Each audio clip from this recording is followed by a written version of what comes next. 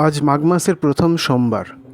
আজকের এই বিশেষ দিনে যারা সোমবারের ব্রত পালন করেন এবং শিব আরাধনা করেন, সার্বিক মঙ্গল সাধন হয়ে থাকে।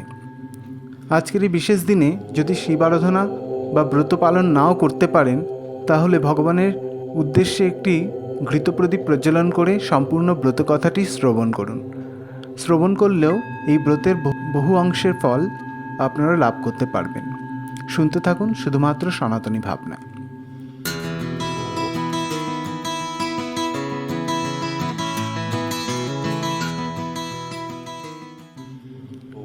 একদা আর্যাবর্তে চিত্রবর্মা নামে এক রাজা বাস করতেন।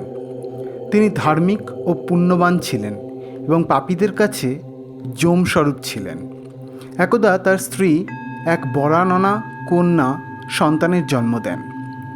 নাম দেন সীমন্তিনী। তবে সেই কন্যার জন্মকুণ্ডলিতে মাত্র 14 বছর বয়সেই বৈধব্য লাভের ভবিতব্য করা ছিল। এ কথা দ্বিজসমূহের থেকে শুনে রাজার মন ভারী হয়ে যায়। কালক্রমে যখন সেই কন্যা বড় হয়, তখন সেও ভাবী বৈধব্যের কথা শুনে ব্যাকুল হয়ে ওঠেন এবং যাজ্ঞবল্ক্য মুনির স্ত্রী মৈত্রেয়ী দেবীর শরণাপন্ন হন। তিনি কন্যাকে ভবভবানীর অর্থাৎ হরগৌরীর পূজার পরামর্শ দেন। তিনি রাজকন্যা সীমন্তিনীকে আরও বলেন, উপোস করে স্নান করে বিরজা স্বরে এবং এক মনে প্রতি সোমবার শিব এবং শিবার আরাধনা করতে। এরপরে সেই কন্যা ঠিক তেমনভাবেই সব কিছু পালন করতে শুরু করলেন। অতঃপর সীমন্তিনীর বিবাহ মহারাজ নলের বংশধর চন্দ্রাঙ্গদের সঙ্গে সম্পন্ন হল। এরপর একদিন ভবিতব্য অনুযায়ী দৈববশত কালিন্দী নদীতে নৌকাডুবিতে চন্দ্রাঙ্গদ জলে তলিয়ে যান। সতী সীমন্তিনী এত কিছুর পরেও সোমবার ব্রত পরিত্যাগ করেননি। এভাবে 3 বছর কেটে গেল। অন্যদিকে চন্দ্রাঙ্গদের বৃদ্ধ পিতা ইন্দ্রসেন শত্রুদের আক্রমণের ফলে সিংহাসনচ্যুত এবং কারারুদ্ধ হন। এরপরে শুরু হয় আসল ঘটনা। জলে নিমজ্জিত হয়ে রাজপুত্রের মৃত্যু হয়নি, বরং সে চলে যায় পাতাল দেশের নাগলোকের দিকে। এরপর তাকে নাগকন্যারা নিয়ে যায় নাগরাজ তক্ষকের কাছে। নাগরাজ তাকে তার পরিচয় জিজ্ঞাসা করলে সে নিজেকে নিষদ দেশের মহারাজ নলের বংশধর চন্দ্রাঙ্গদ নামে পরিচয় দেন এবং সর্বোপরি নিজেকে একজন শিবভক্ত হিসেবে পরিচয় দিয়ে অতীতের ঘটনা সকল ব্যক্ত করেন। তার মুখ থেকে শিব মাহাত্ম্য এবং শিবতত্ত্ব সহ সব বিবরণ শুনে নাগরাজ তক্ষক অতীব প্রসন্ন হন এবং চিত্রাঙ্গদের অনুরোধে তাকে যথাসম্ভব উপহারাদি এবং বাহন হিসাবে কামগামী অশ্ব প্রদান করেন এবং তাকে ভূলোকের উদ্দেশ্যে প্রেরণ করেন।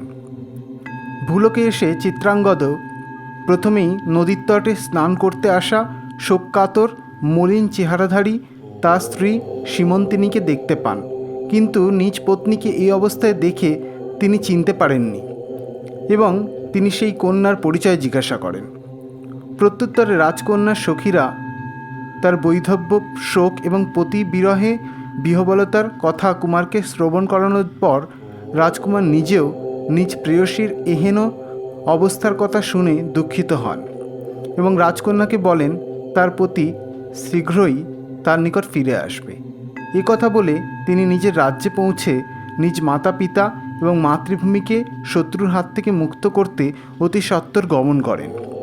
তার আগমনের এবং রাজকুমারের সাথে নাগরাজ তক্ষকের সুসম্পর্কের কথা শুনে ভয়ে শত্রুগণ তার মাতা পিতাকে এবং সিংহাসনকে মুক্ত করে দেন।